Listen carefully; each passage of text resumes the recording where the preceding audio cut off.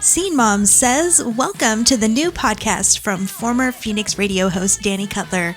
Each week bringing you independent music, industry news, the occasional interview, and other fun segments. Let's get to it.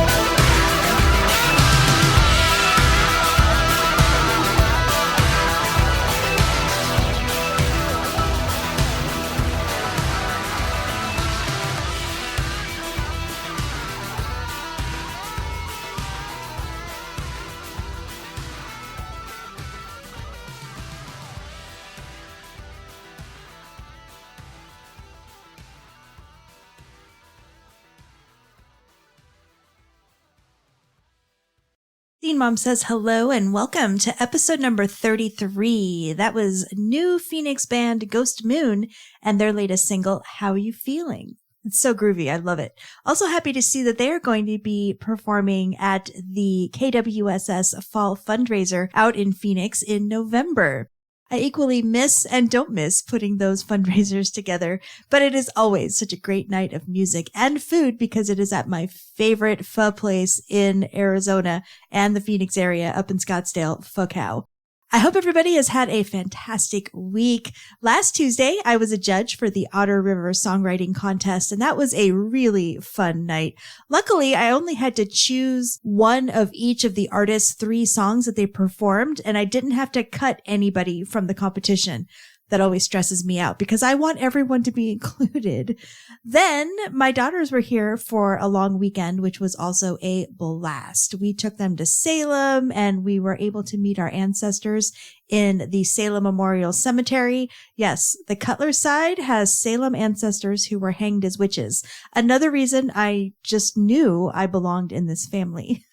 Then we did a little leaf peeping. And as I mentioned last week, the whole reason the trip was created is they wanted lobster rolls and they got their lobster rolls. It was just a very relaxed and enjoyable weekend. And I just always love catching up with my daughters.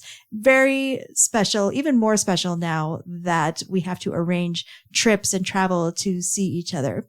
Unfortunately, I did not make it to the Upsall show on Monday night in Boston. Just a very long Monday driving the daughters back to the airport and just getting all the things that I've put off while they were here back on track. But I do know Upsall will be back, so I will try and catch her next time. But for now, let us get back to the music. Another short show this week. I'm going to share the second part of my interview with my good friend, musician, Recording Academy advocate KZ from the Bellwethers. The 10th annual Music Advocacy Day was Tuesday the 1st. And the first part of our chat was all about that. And even though the day has passed, I highly recommend you go and listen to it. It's filled with great information about being a music advocate. And in this one, we're going to dive deeper into what it means to be a part of the Recording Academy and also a voting member. We will get right into the interview in just a moment, but first we're going to get back to the music with another song off of the Bellwethers' latest album, Psychic Radio. This is called Magic Water, and you're listening to What Scene Mom Says.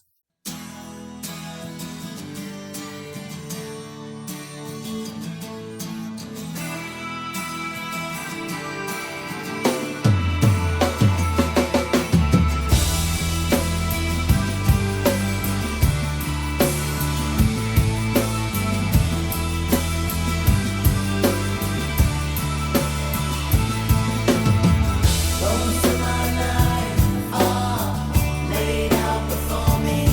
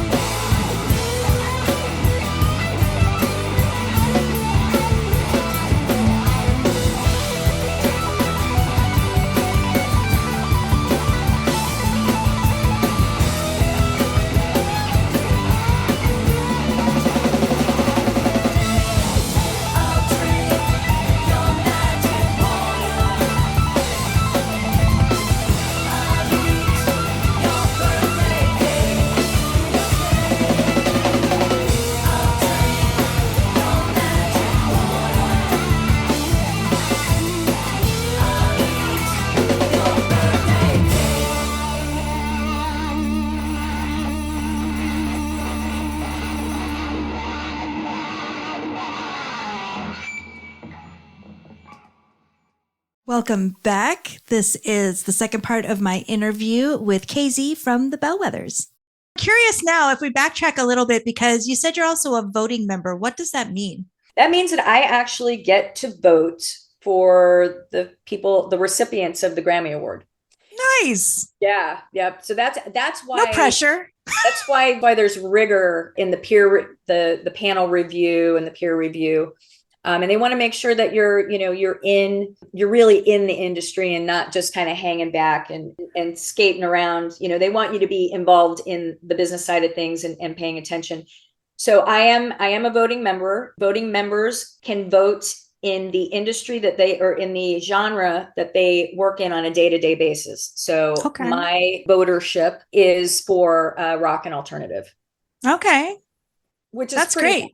Yeah. Well, it's pretty vast, but alternative is, I don't know, it feels underrepresented. Oh, agreed. That's what we fall into. I mean, we're rock. And the subgenre is alternative. But last year was my first year actually getting to vote. And it's an interesting process, and it's a lot. There's 2 different rounds. So the first round it can be overwhelming because it's hundreds of submissions. If you're a standing member of the Recording Academy, you can submit your own music and you can submit on behalf. So if you're a record label like we are, if we had other musicians that had music that released during the eligibility period, I could have not only submitted my band's music, but I could have also submitted anybody that was under the label as well. But we did actually submit for last year's Grammys. We made it through the first pass, but we didn't receive a nomination, which that's cool. It was a wonderful learning process. Yeah. So the voting, you have to listen to every song. And in rock and alternative alone, there were 500 and some odd songs. What a playlist. It was a fantastic playlist. It was. And, there were some bands that I had never heard of. And then, of course, your big label people, your Billie Eilishes and your the Foo Fighters, and Taylor Swift was actually in the rock genre. Really? Yeah, I found that interesting. Miley Cyrus was also in it. Yeah, got to listen to full-length albums as well as just some singles that were submitted. That first pass is the big lump of songs, right? It's everybody who has paid for submissions. Yeah. Yeah, as a voting member, I think you get 5 submissions and then you pay for every submission after that. The folks that make it through round 1. Round 1, then it's the nomination. They go to nomination, and then you listen to everything that's in the nomination round again. Wow. A lot of people, I'm sure everyone talks about the Grammys, and, half the people are like, this is great. And half the people are like, popularity contests. And there's really so much more involved than just, I'm picking this because it's popular. That is very true. And there is some support to the popularity thing. Folks that are on big labels, they have funding behind them to be able to put their ads in Billboard magazines and things like that. Billboard cuts a discount for independent artists, but it's still like $1,500 for that's a lot.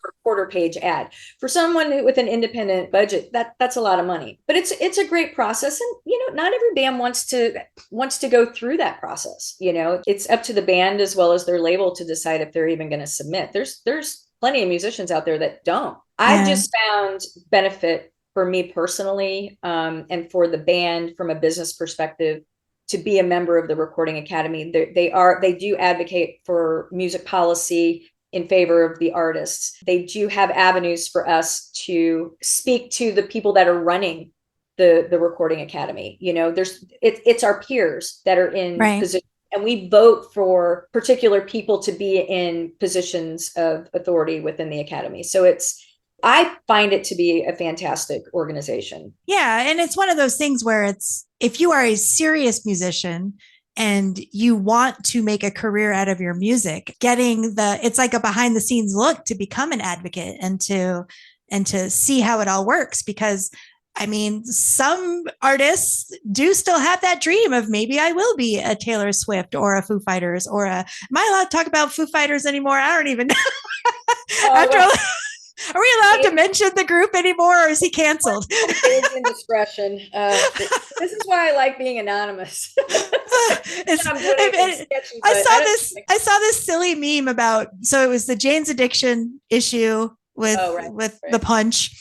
And then there was this with Dave Grohl. And I'm like, I saw this thing and it's like, is rock and roll back? It feels like punk. It feels more like punk.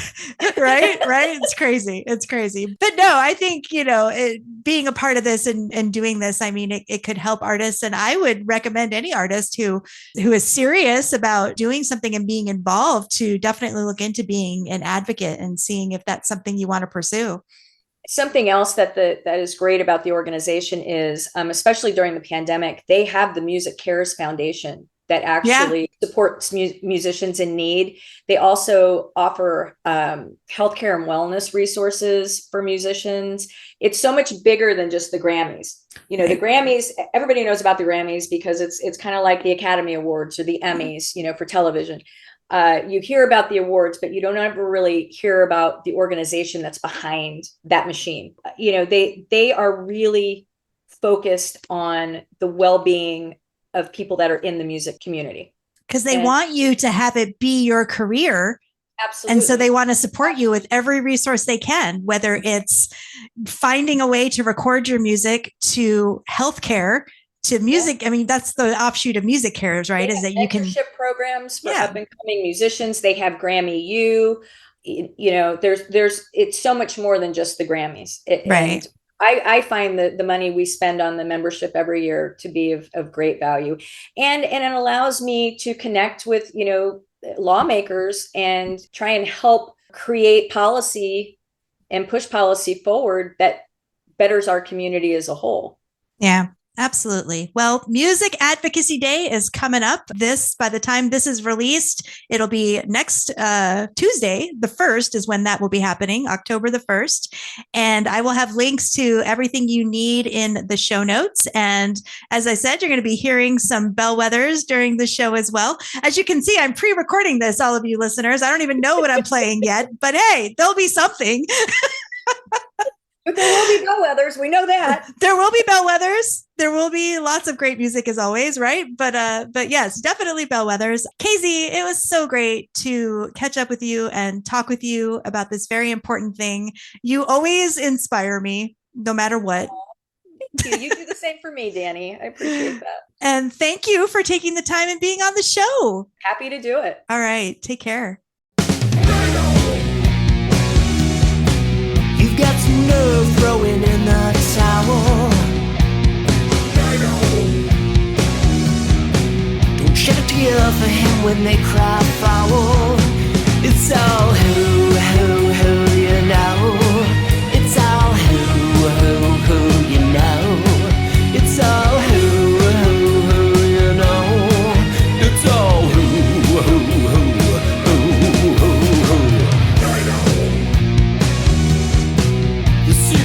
Is always on the prowl, with their attention-seeking psycho scowl. This is a tester, don't you change that dial. One you can measure with the length of a smile. But don't make me wipe the smile off your face. It's not a stain I wanna have to erase. It's all who, you know. It's all who, you know. It's all who, you know. It's all who.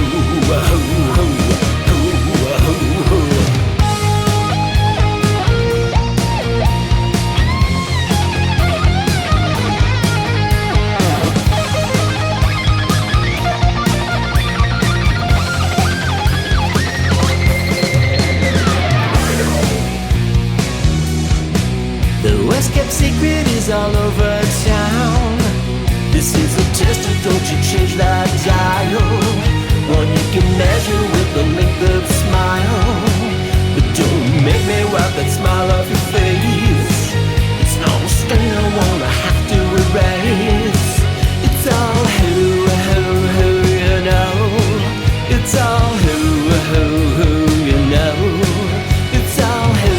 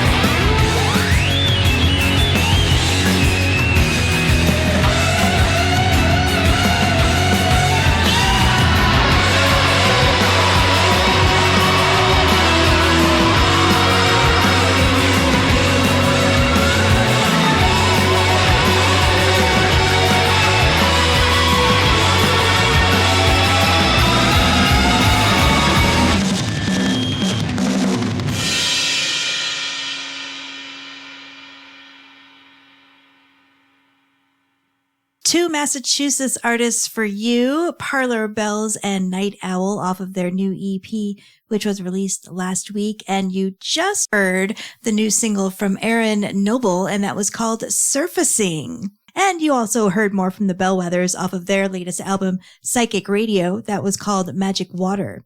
Friday is the second to last Bandcamp Friday for 2024. So make sure you go and support indie artists this Friday, the 4th of October. On Bandcamp Fridays, artists keep 100% of their proceeds. Like I said, it's another short show, but that's going to do it for episode 33. I will have links to all the music and other information in the show notes. If you like what you hear, please share the love with friends. And you can send any feedback, suggestions, and music to scenemomsays@gmail.com. I'll be back next week with a regular length show with 10 awesome indie bands. Thanks as always for listening, and you'll hear me again soon. You've been listening to the Scene Mom Says podcast. Intro, outro music is Look Good for the Radio by Fairy Bones. Learn more about Danny and the show at dannycutler.com.